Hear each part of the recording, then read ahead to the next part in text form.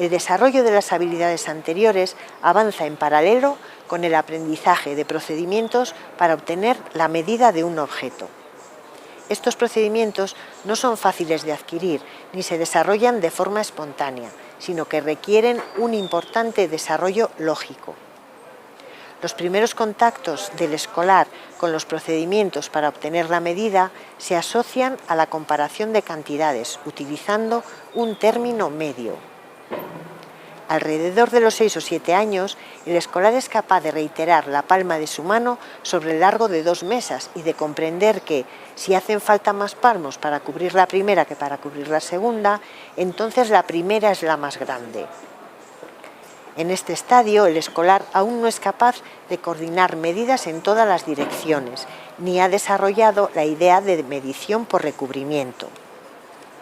En el estadio siguiente, el escolar desarrolla la idea de recubrimiento en unidades iguales y más pequeñas que el objeto a medir. La edad a la que se desarrollan estos estadios no es homogénea y depende del tipo de magnitud considerada. Por ejemplo, la magnitud volumen suele desarrollarse más tarde que la longitud y la superficie. De hecho, los procedimientos que los escolares aprenden para obtener la medida de un objeto están directamente relacionados con el tipo de magnitud que se pretende medir y no son trasladables de una magnitud a otra.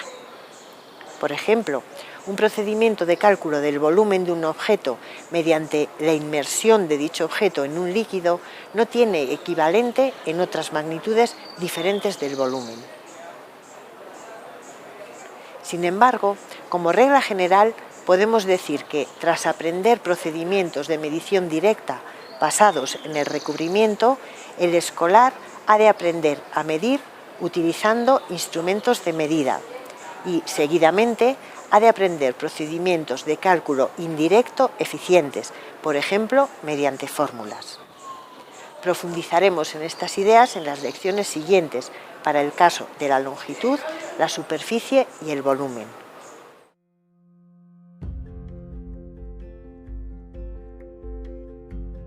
Merece una mención especial la utilización de procedimientos de estimación.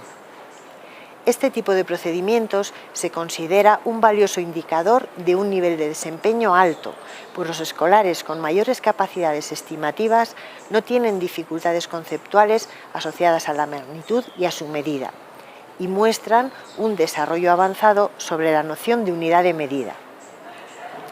Sin embargo, la información de que disponemos sobre cómo evoluciona la idea de estimación en medida es menor que en cualquier otra habilidad cuantitativa básica. Se sabe que la estimación en medida no se tiene de forma innata, sino que se adquiere con posterioridad al desarrollo de ciertas capacidades previas, a través de un proceso madurativo y educable. Los procedimientos, recursos y estrategias que se ponen en juego al estimar son diferentes de los que se aplican en contextos no estimativos e involucran aspectos perceptivos y referentes mentales. Concretamente, las principales habilidades que los escolares ponen en juego en la estimación en medida son las siguientes. En primer lugar, han de comprender la cualidad que se va a estimar en el objeto que va a ser estimado, así como el concepto de unidad de medida. También han de tener una imagen mental de la unidad de medida que se va a usar y han de adecuar la unidad de medida a lo que se va a estimar.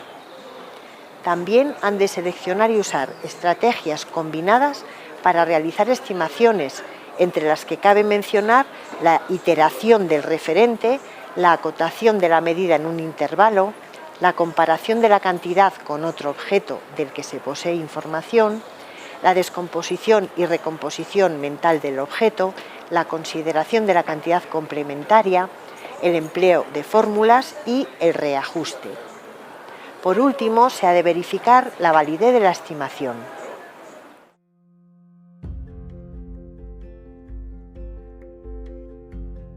Para terminar, resumimos en el cuadro adjunto las expectativas de aprendizaje relacionadas con la medida de magnitudes que se establecen en el currículo escolar para los distintos grados.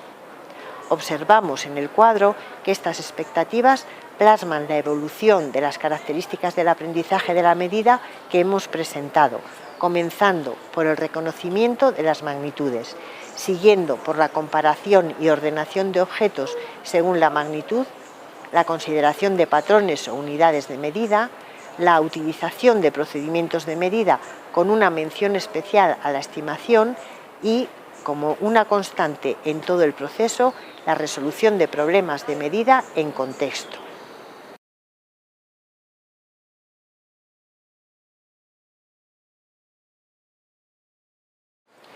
En esta lección hemos presentado 3 habilidades fundamentales durante el aprendizaje de las magnitudes, como son la conservación de la cantidad, la transitividad y la composición aditiva. Asimismo, hemos destacado la necesidad de desarrollar la noción de unidad de medida y los distintos procedimientos para obtener la medida de un objeto. Hemos presentado el aprendizaje de estas ideas de forma evolutiva, describiendo qué estadios sigue el aprendizaje de estas habilidades durante la etapa primaria. Hemos plasmado en forma de expectativas de aprendizaje organizadas por grados esta evolución. El planteamiento que hemos realizado es válido para cualquier magnitud, pero queremos aportar detalles sobre las magnitudes geométricas por su relevancia durante la etapa primaria. Así, dedicamos la lección siguiente a profundizar en el aprendizaje de la longitud y la superficie, y en la lección posterior trataremos la capacidad y el volumen.